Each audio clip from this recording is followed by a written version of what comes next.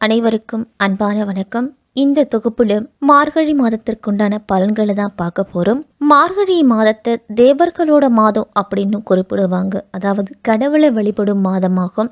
இறைவனை வழிபடுவதற்காக இந்த மாதம் ஒதுக்கப்பட்டிருக்குது. அதனால எந்த விதமான மங்கள நிகழ்ச்சிகளும் இந்த மாதத்தில் நடத்த மாட்டாங்க. சைவ ஆலயங்களிலும் சரி, வைணவ ஆலயங்களிலும் சரி, சூரிய உதயத்திற்கு முன்னதாவே பூஜை, ஆராதனை இது எல்லாமே நடத்தப்படும். இந்த மார்கழி மாதத்துல தட்சிணாயன காலம் மார்கழியோடு முடியுது.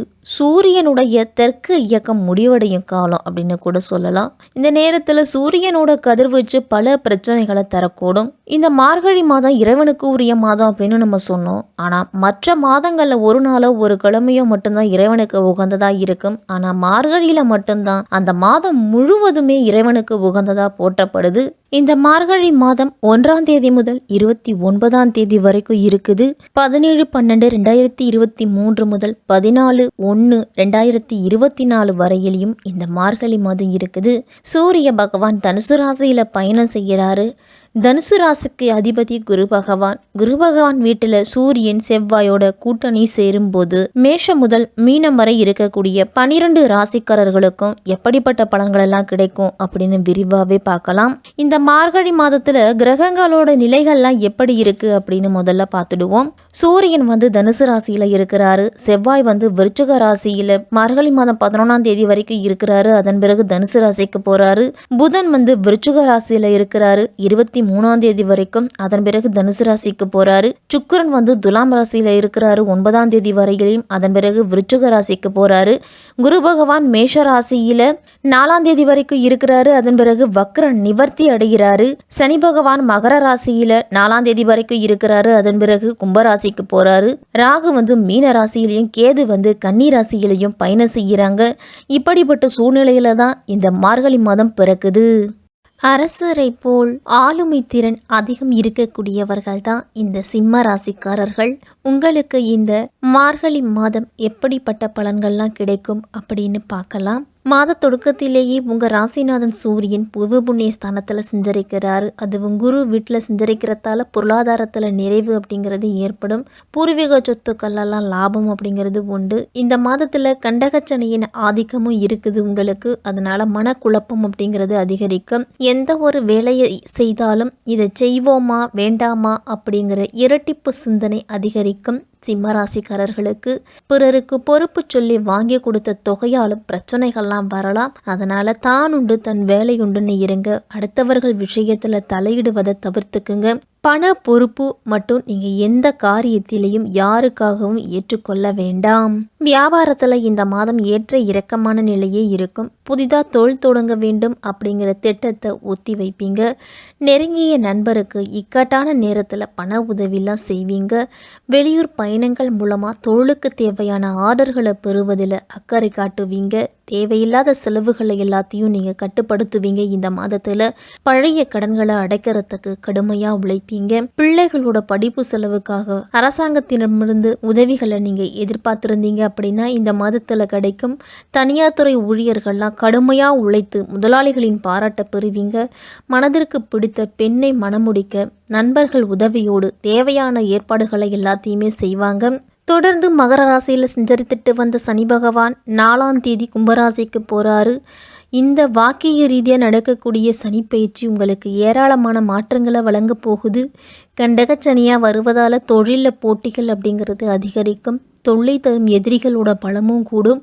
வரவு வருவதற்கு முன்பே செலவு அப்படிங்கிறது காத்திருக்கும். சிம்மராசிக்காரர்களுக்கெல்லாம் ஆரோக்கிய தொல்லையும் வரும். அகண்டகச்சனியின் ஆதிக்கம் இருக்கிறதால உத்தியோக மாற்றம், ஊர் மாற்றம்லாம் கண்டிப்பாக வந்தே தேரும். தைரியத்தையும் தன்னம்பிக்கையையும் தளர விட வேண்டாம். சனி கவசம் பாடி சனி பகவானை தொடர்ந்து வழிபடுவதோடு சனியின் பலம் அறிஞ்சு அதற்குரிய சிறப்பு வழிபாடுகளையும் மேற்கொள்ளுங்க. செல்வ விருத்தியில இருந்து வந்த தடை அப்படிங்கிறது இருக்காது. உங்க ராசிநாதன் சூரியன் ஜென்ம ராசிக்கு 5ஆம் இடத்துல செவ்வாயோடு இணைஞ்சு பயணம் செய்ய போறதால அரசு வேலை, போட்டித் தேர்வுகள் எல்லாம் வெற்றி கிடைக்கும். உங்களுக்கு உறவினர் வீட்டு விசேஷங்களில் குடும்பத்தோடு கலந்து கொள்ளுவீங்க. செவ்வாய் உங்க ராசிக்கு 7ஆம் இடத்துல பயணம் செய்வதால வீடு, நிலம் போன்ற வகைகளிலும் தொழில்களிலையும் விருத்தி அப்படிங்கிறது உண்டாகும். தரகு, கமிஷன் தொழிலெல்லாம் நல்ல முன்னேற்றம் உண்டு. குருவின் பார்வையால் பண வருமானம் அப்படிங்கிறது அதிகரிக்கும். உங்களுக்கு சொத்து சேர்க்கையும் வந்து சேரும். படிப்பில் மாணவர்களுக்கெல்லாம் நல்ல முன்னேற்றம் இருக்கும். 3ஆம் இடத்துல சுக்கிரன் பயணம் செய்கிறதால பயணம் அப்படிங்கிறது அதிகமாகவே இருக்கும். அதே மாதிரி ஆன்மீக பயணம்லாம் சுற்றுலாலாம் சென்று வருவீங்க.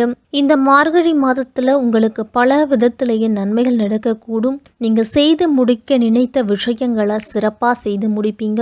மகிழ்ச்சியாக மற்றவர்களிடம் பேசுவது உங்களுக்கு மன மகிழ்ச்சியை கொடுக்கும். அதே சமயம் மற்றவர்களை பற்றி புறங்கூறுவதை தவிர்த்துக்குங்க. அதனால் ஒரு சில பிரச்சனைகள்லாம் வரும். பணிபுரிபவர்களுக்கெல்லாம் இந்த மாதத்தில் நல்ல செய்தி வந்து சேரும். உங்களை அலங்காரம் செய்து கொள்ள வேண்டும் அப்படிங்கிற மனநிலை மாறும். மற்றவர்களிடம் முரட்டுத்தனமாக நடந்து கொள்வதை தவிர்த்துக்குங்க. இனிமையான வார்த்தைகளை நீங்கள் மற்றவர்களிடத்தில் பயன்படுத்திக்குங்க.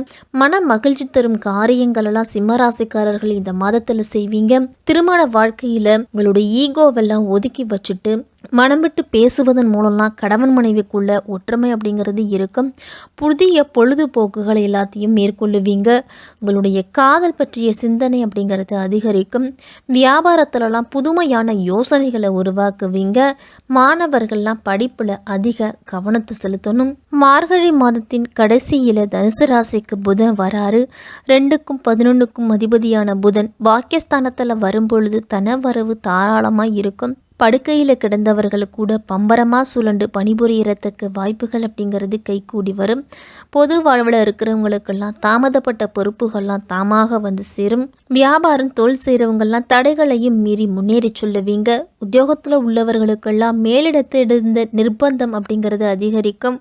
அவர்களுக்கும் உங்களுக்கும் இடையில் ஒரு சில கருத்து வேறுபாடுகள் எல்லாமே வரலாம். கலைஞர்கள்லாம் எதையும் திட்டவிட்டமாக முடிவெடுக்க முடியாத சூழ்நிலை வரும். மாணவர்களுக்கெல்லாம் மறதி அப்படிங்கிறது அதிகரிக்கும். பெண்களுக்கெல்லாம் ஒரு பிரச்சனை முடிஞ்சிச்சு அப்படின்னா அடுத்த பிரச்சனை தலை தூக்கும். அனாவசியமான செலவுகளை குறைச்சிக்குங்க. சிக்கனத்தை கடைபிடிக்கிறது தான் சிம்மராசிக்காரர்களுக்கு நல்லது. பிள்ளைகளை உங்களுடைய கண்காணிப்புலேயே வச்சுக்குங்க. அப்படி இல்லை அப்படின்னா அவர்களால் பிரச்சனைகள் வர்றதுக்கு வாய்ப்பு அப்படிங்கிறது இருக்குது. மார்கழி மாதம் 4ஆம் தேதி குரு வக்ர நிவர்த்தியாக வராரு. உங்கள் ராசிக்கு 5க்கு 8க்கு அதிபதியானவர் குரு. அவர் வக்ர நிவர்த்தியாகி உங்கள் ராசியை பார்க்குறது யோகமான அமைப்பு. சான் ஏறினால் முளம் சறுக்குது அப்படின்னு சொல்லி நீங்கள் கேள்விப்பட்டிருப்பீங்க. அதனால் இனிமேல் நீங்கள் சகஜ நிலைக்கு வரப்போகிறீங்க அப்படின்னே சொல்லலாம். தான் உண்டு தன் வேலை உண்டுன்னு இருந்தீங்க அப்படின்னா எந்த பிரச்சனைகளையும் சந்திக்கக்கூடிய சூழ்நிலை ஏற்படாது. கல்யாண முயற்சிகளெல்லாம் கைகூடு வரும். விரயங்கள் அதிகரித்தாலும் வரவும் அதற்கு ஏற்றளவு உங்களுக்கு வந்து சேரும். உடல் ஆரோக்கியத்தில் நீங்கள் கவனத்தை செலுத்தணும். வயதானவர்கள்லாம் சர்க்கரையோட அளவு, இரத்த அழுத்தத்தோட அளவு இதெல்லாம் சரியாக இருக்கா அப்படின்னு மாதந்தோறும் செக் பண்ணி பார்த்துக்கிறது நல்லது. உடல் ஆரோக்கியமாக இருந்தால் தான் மனம் அப்படிங்கிறது அமைதியாகவும் சந்தோஷமாகவும் இருக்கும். அதனால் பேச்சில் நிதானத்தை கடைப்பிடிங்க.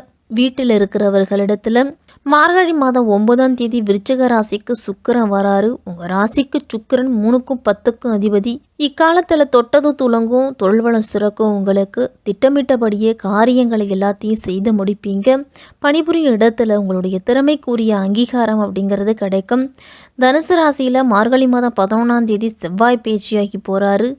4க்கும் 9க்கும் அதிபதியானவர் செவ்வாய். அவர் பூர்வ புண்ணியஸ்தானத்தில் சஞ்சரிக்கும் பொழுது உங்களுக்கு நன்மைகளையே வழங்குவார். சொத்துக்களாலும் சொந்தங்களாலும் உங்களுக்கு நன்மைகள் அப்படிங்கிறது உண்டு. அதிகாரம் பலம் பெற்றவர்களோட நட்பால் ஒரு சில பிரச்சனைகளிலிருந்து விடுபடுவீங்க. வீடு கட்டுவது, கட்டிய வீட்டை விலைக்கு வாங்குவது போன்றவற்றிலெல்லாம் கவனத்தை செலுத்தலாம். பிள்ளைகளோட கல்யாண முயற்சியில் இருந்து வந்த தடை அப்படிங்கிறது மறையும். சிம்மராசிக்காரர்கள் எல்லாருமே இந்த மார்கழி மாதத்தில் வெள்ளிக்கிழமை தோறும் ராவு காலத்தில் துர்க்கையம்மனை வழிபாடு செய்துவாங்க. உங்களுடைய துன்பங்கள் அனைத்துமே கலைந்தோடும். காலையில் எழுந்து நீராடிட்டு சூரிய நமஸ்காரம் செய்து சூரிய பகவானை வழிபாடு செய்யுங்க. அமாவாசை நாட்களில் வாயில்லா ஜீவன்களுக்கு உணவளியுங்க. சிம்மராசிக்காரர்கள் எல்லாருமே இந்த மார்கழி மாதத்தில் வேகமாகவும் விவேகத்தையும் கொண்டு செயல்படக்கூடிய மாதமாக இருக்கும்.